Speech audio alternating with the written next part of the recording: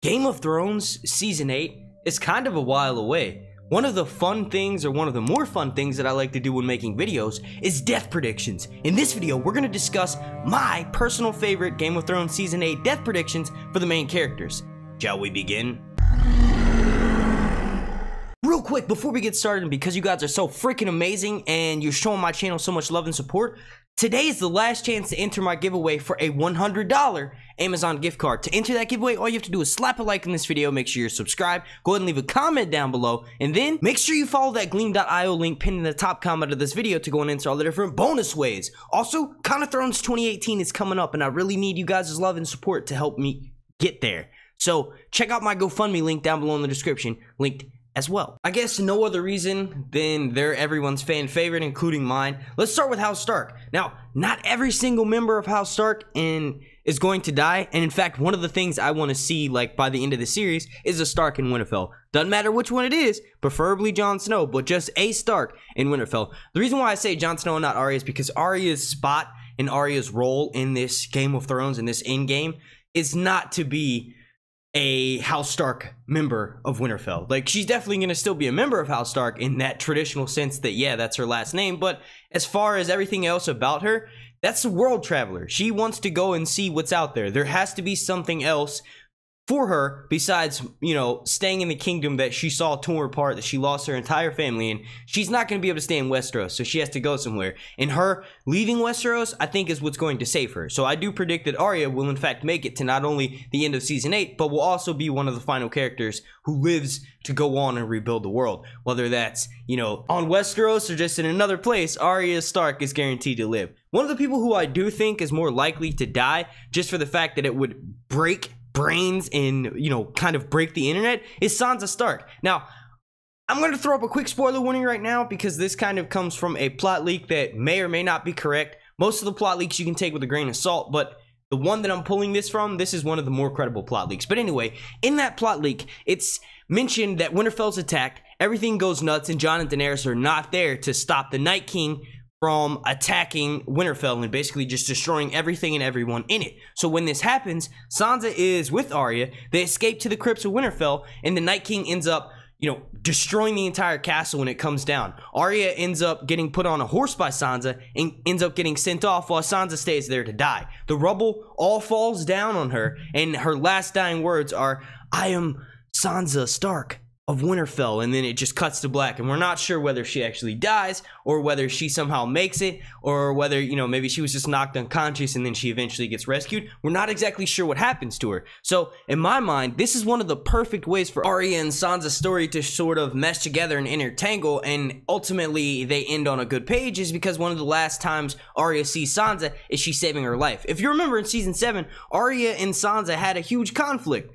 Arya was able to find that note that Sansa had wrote many seasons ago, forced upon her because Cersei basically made her do it, but Arya found that note and started to question Sansa's loyalty. So one of the perfect ways to end their story, or one of the perfect ways to the last time we see Sansa on screen, is she's making everything right with Arya, who is, and arguably has never done anything to betray House Stark. It's just, it would be awesome if Sansa's the last memory that all of us, including the members of House Stark, have of Sansa is doing something great, like saving and protecting members of her family. Next one is obviously Bran. Now, I'm a big fan of the theory that Bran sort of has to die in the very end to make the balance of, like, either no magic or just a balance between fire and ice magic. Bran has to be the one to sacrifice himself to kill the Night King. There are many others who fit that role to qualify to kill the Night King, but if you look at it from, like, a good side, bad side, just point blank canvas, one of the strongest players for the good side is Bran Stark, and the strongest player for the bad guys is the Night King. Kind of have to realize that one side can't have this OP character and then the other side has their OP character die. It just doesn't work like that.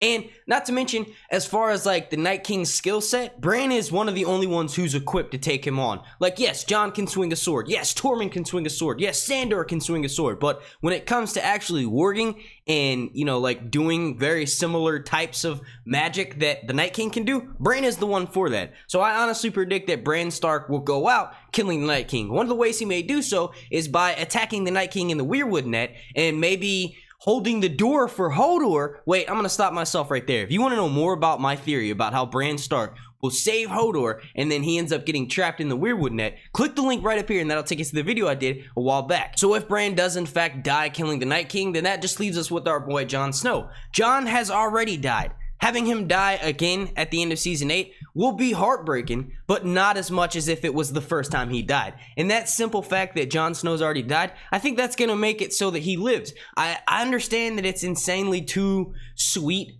for us to have Jon Snow and Daenerys alive, but I feel like we may all be in for a treat. Maybe we get them alive, but they're no longer who they were. Maybe they're just completely destroyed and we don't even recognize them as a person by the time this story ends. If that's the case, well then technically, the person as we knew them, whether that's Jon or Daenerys, is dead because they are no longer recognizable in our eyes. So if this is the case, then we can have our sort of sweet ending where we have both Jon and Daenerys living, but it's also bitter because they're no longer recognizable by us, the viewing audience. Not even just us as the audience, but also characters who know them, characters who've been with them since day one. They no longer recognize them. So in everyone's eyes, that person is dead and this new person is, you know, inhibiting their body. If this is the case, this would be a very bittersweet ending. In the process of making this video, I realized that I'm not going to be able to pretty much put my death predictions for everyone in this video because there are an insane amount of cast members. So if you guys want me to do a part 2 to this, let me know down in the comment section. But carrying on a little bit here,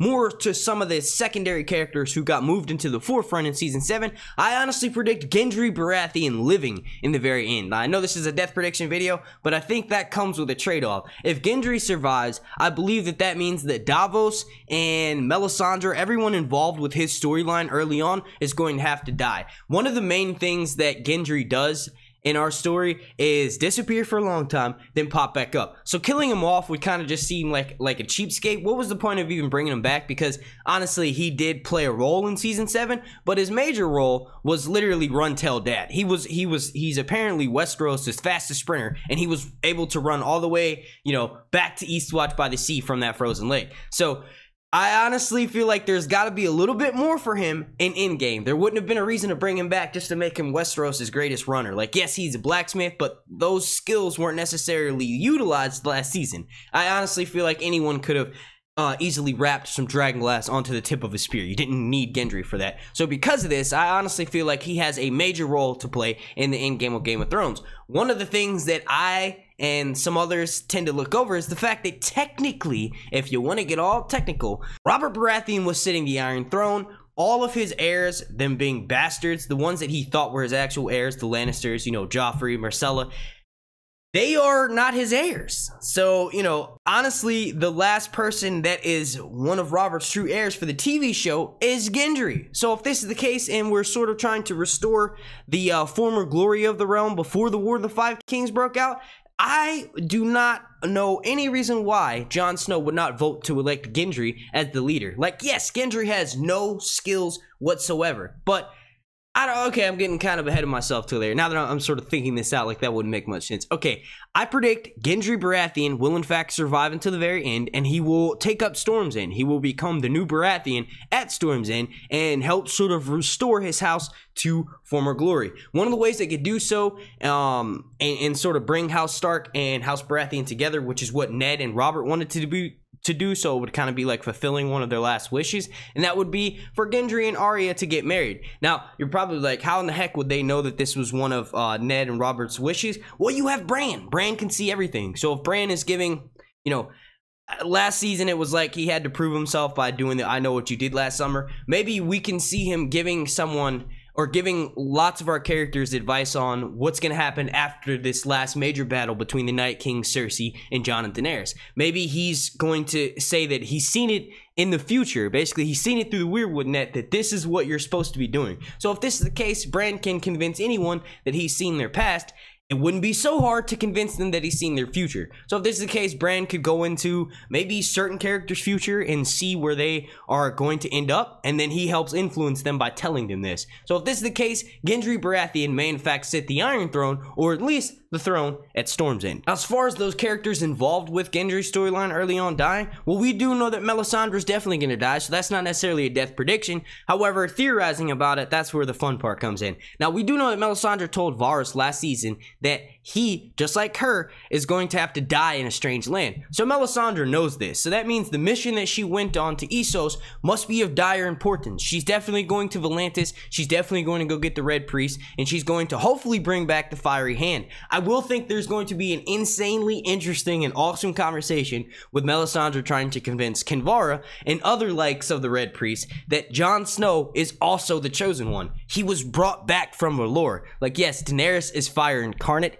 She has 3 dragons. Now she has 2. She's never been resurrected by the freaking Lord of Light. So I honestly think that that conversation that Melisandre has, you know, and convincing them is going to go over pretty smooth. I hopefully the way that they sort of, they're like, okay, well, look, the only way that we can believe you is if we see it. So maybe she brings them back with her, and in doing so, she knows that she's going to die. So she kind of goes on like a kamikaze mission. Maybe once certain key characters die out on the field or the final battlefield, she runs out and does a prayer over them and brings them back, and then she dies in that process. If this is the case, then R'hllor would definitely be able to resurrect multiple people on the field, because not only are they, you know, fighting for his side, but also he just had one of his priests sacrifice themselves in order for him to, you know, bring back these people. So obviously there's some greatness more needed for them. So I predict that Melisandre will die on the final battlefield trying to resurrect some of the key characters. As far as Davos, now that's interesting, because I've actually done a theory that I entitled the Davos theory that everyone missed, in which I saw Davos becoming sort of like a battle commander for Jon and Daenerys' forces at sea, mainly because he specializes in smuggling. So if we need to, you know, have a sort of like a sneaky mission on trying to get certain characters in key places, Davos is key for that. And what may actually happen, and you can actually click the link right up here and that'll take you to that video for more in-depth on that theory, but what may end up happening is during the process of Davos being out at sea, he's attacked by Euron and he may end up dying. You're probably like, what the hell? That was an abrupt stop. Yeah, you're right.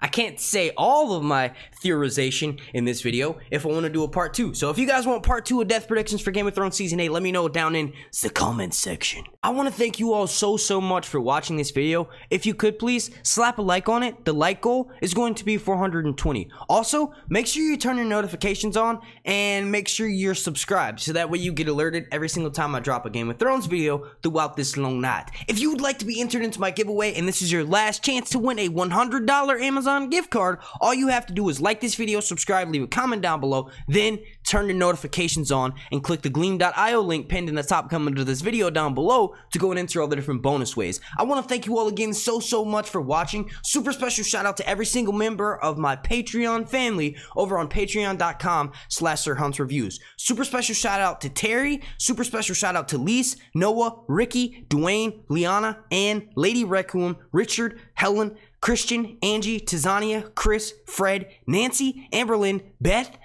Rocketman, Dave Gray, Helena von Leinstein, Belladonna, Cater Tot, Juliet 402, Elder Flores, Darton, Mel of Winterfell, John Barwick, Marilyn Miller, Queen Moni, the Bio Explorer, Queen of Maine, King Wolfdom, Joe Swag, Lynn Shaw, Sierra Russell, Samantha, Enid, and Angel. Without all of you all's continued love and support, these kinds of videos would not be possible, and I want to thank you all so much for doing what you do. If any of you watching are interested and would like to show your support to Sir Hunt's Reviews, check out the link down below in the description or the link right up here. I want to thank you all again so much for watching. My name's Mark, and this has been Sir Hunt's Facecam Reviews.